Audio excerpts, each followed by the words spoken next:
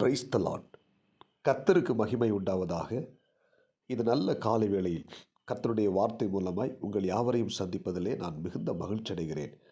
எபிரேயர் புத்தகம் 12ஆம் அதிகாரம் 14ஆம் வசனம், யாவரோடும் சமாதானமாக இருக்கவும் பரிசுத்தமுள்ளவர்களாய் இருக்கவும் நாடுங்கள், பரிசுத்தம் இல்லாமல் ஒருவனும் கர்த்தரை தரிசிப்பதில்லையே.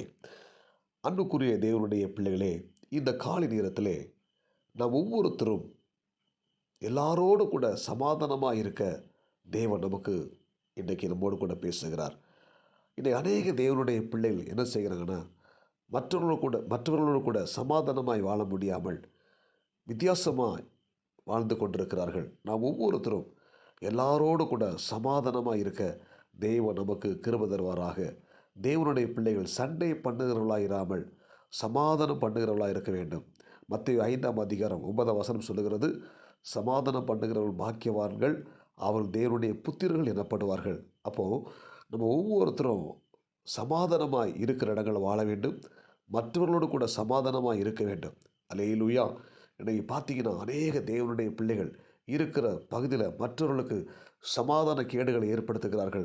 சமாதானம் இல்லாமல் சண்டை பண்ணி கொண்டிருப்பதை நாம் பார்க்க முடிகிறது. எனவே இந்த இறைவார்த்தை கேட்கிற தேவனுடைய பிள்ளைகளை நம்ம ஒவ்வொருத்தரும் இருக்கிற இடத்துல சமாதானமாய் வாழ வேண்டும். சண்டை பண்ணுகிறவர்களாக இல்லாமல் சமாதானம் பண்ணுகிறவர்களாக நம்ம இருக்க வேண்டும். நம்முடைய வீட்டில் சமாதானமாக இருக்கணும், நம்ம இருக்கிற தெருக்களில் சமாதானமாக இருக்கணும், நம்ம வாழுகிற அந்த ஊரில் சமாதானமாக இருக்கணும், நம்ம இருக்கிற தேசத்தில் சமாதானமாக இருக்க நமக்கு ஆண்டவர் கிருபை தருவாராக. அப்போது நம்ம ஒவ்வொருத்தரும் சமாதானமாய் வாழ்வதற்காக நம்ம தேவ சமூகத்தில் கண்ணீரோடு கூட ஜெபிக்க வேண்டும். ஒவ்வொரு நாள் ஜெபத்திலையும், ஆண்டவரை இந்த நாளுக்குரிய சமாதானத்தை எனக்கும் என் குடும்பத்துக்கும் தாரும் என்று சொல்லி நாம் ஒவ்வொருத்தரும் ஜெபிக்கும் போது தேவ சமாதானத்தை நமக்கு ஆண்டவர் நமக்கு மட்டுமல்லாமல் நம்மோடு கூட வாழ்ந்து கொண்டிருக்கிற ஒவ்வொரு மக்களுக்கும் சமாதானத்தை கொடுப்பாராக. இன்றைக்கி பார்த்தீங்கன்னா அநேக கிறிஸ்தவ குடும்பத்தில் சமாதானம் இல்லாமல் நீ வேதனையோடு கூட இருப்பதை பார்க்க முடிகிறது.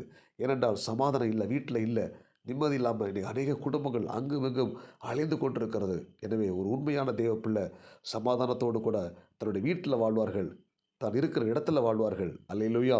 எனவே நாம் ஒவ்வொருத்தரும் சமாதானம் பண்ணுகிற தேவனுடைய பிள்ளைகளாய் காணப்படணும். 2 பேர் சண்டை போட்டால் அந்த இடத்துல போய் அவளை சமாதானப்படுத்துகிற அந்த கிருபை நமக்கு ஆண்டு தரணும். அல்லேலூயா.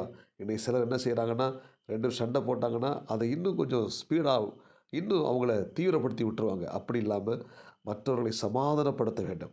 ஒரு குடும்பத்தில் ஒரு சமாதான குறைவு இருக்கிறதா, நம்ம அந்த குடும்பத்துக்காக போய் ஜெபித்து அந்த குடும்பத்தில் சமாதானத்தை ஏற்படுத்த வேண்டும். அப்படிப்பட்ட ஒரு தேவனுடைய பிள்ளைகளாக நம்ம இருக்க தேவன் நமக்கு கிருபை தருவாராக. நம்ம ஒவ்வொரு நாளும் நம்ம அதற்காக